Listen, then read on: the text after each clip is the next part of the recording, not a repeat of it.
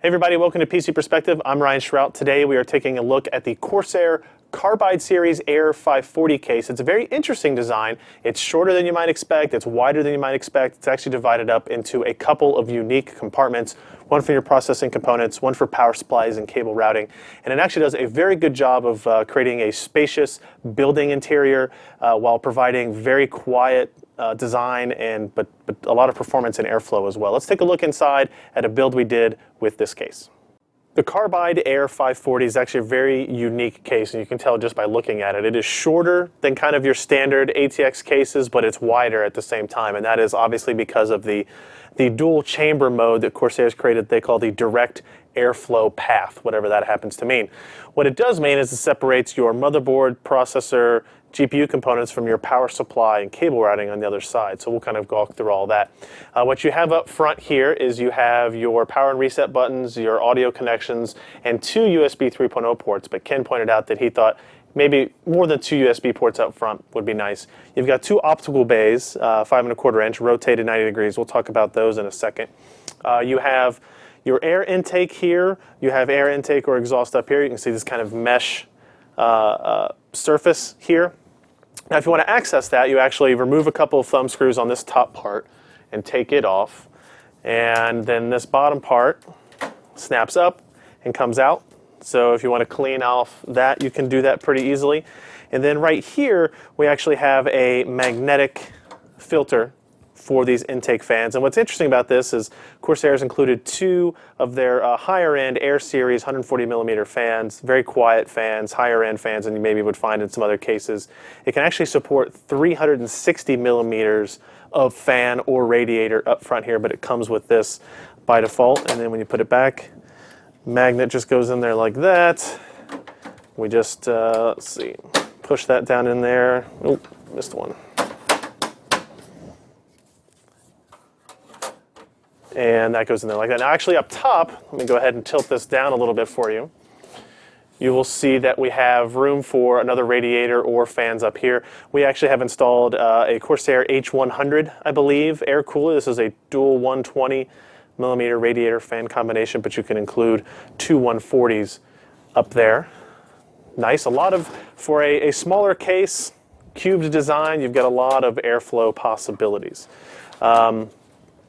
So let's go ahead and take a look inside the main compartment. I do like that the window is very large, pretty much all the way to the edges or as close as they can get. So anything you have inside is available for viewing, and it's a tinted window at that.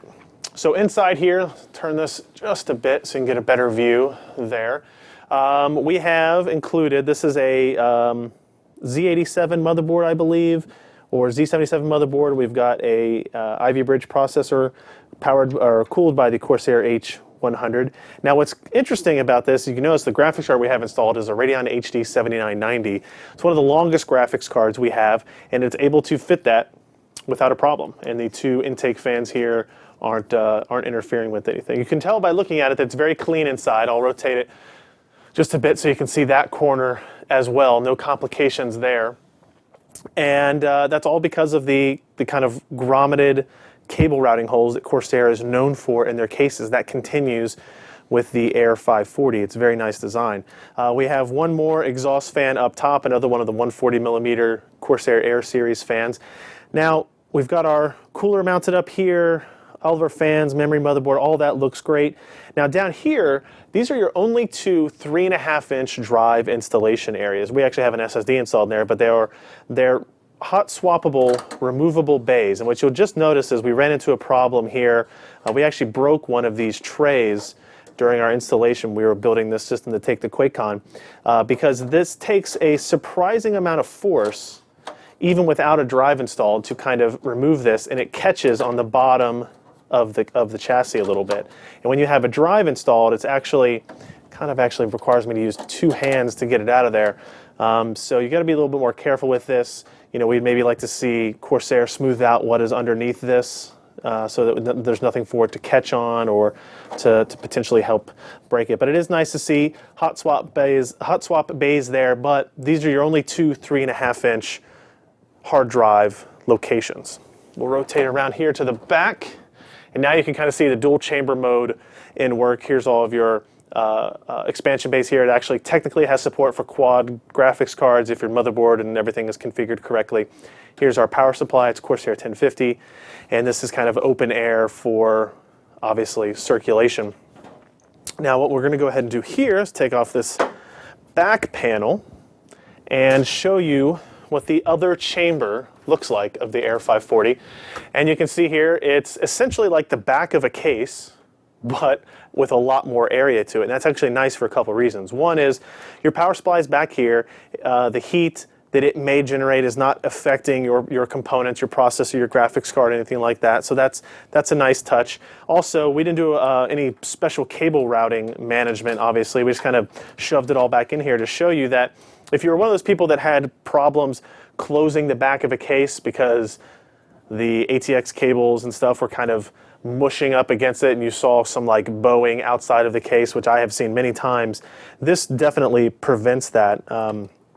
Obviously, you should do a better job than this, kind of cleaning it up and making it neat, but you have a whole bunch of space. You've got a good 4 or 5 inches of area between the back of the motherboard and the actual door of the case. You can see here there's still the big opening for CPU cooler changes if you need to do that. Up here you have 4 2.5-inch SSD docking, right? So you can actually fit 4 different SSDs here, then cable route, you know, so that they're attaching to the motherboard and that kind of stuff. So this is your, you cannot fit 3.5-inch drives in there, obviously, 2.5 only. So again, you can have 4 SSDs or 2 hard drives or some combination thereof. Now what you might notice is missing right here is actually this. This is the tray for the optical bays. They are, you can see here, they are toolless, but what we noticed during installation, this is supposed to be mounted right there. And if what you'll also notice, I don't know if maybe we can get another photo of this later, is, rotate this a little bit, behind there is the ATX power connection, right? And so the power cable needs to go underneath this and then through to the other side to connect to the motherboard. And that's fine and everything, but it was very, very difficult, if not impossible, to actually route that cable with this tray installed. So we actually removed it, which you can do just by taking off the top and the front, and then there's a handful of screws in the front of it to actually do that. And then because of our build, we weren't using an optical drive, we went ahead and left it out, which gives you a lot more space in here. What you could do is install your cables, get everything routed, and then put this back on. And it does, once you have everything installed, it fits without any problem, and you can just, there we go, latch it in that way, install your optical drives, and you'll be off and running that way. So for our case, we actually went ahead and removed it. And so that might be something for them to consider for the next revision, is to try to make that a little bit easier. Accessing these 2 grommets with the optical bay installed was extremely, extremely difficult. Obviously, our experiences with the Air 540 have been pretty positive, with that one minor hiccup with the slide trays at the bottom. It has an MSRP of about $130 to $150 if you look around on Amazon and Newegg. And because of its unique design, it's hard to really directly compare it to other cases on the market. I will say that seems a little bit steep for kind of the plastic metal construction that you get out of it, but it is very unique. I think it's very capable to be modded, and I think a lot of case modders will find interesting designs waiting inside the Air 540. So for 140 bucks, if you're looking for something a little bit different than what you may have used before, but is also very efficient and very useful and very easy to build in, check out the Corsair Carbide Air 540.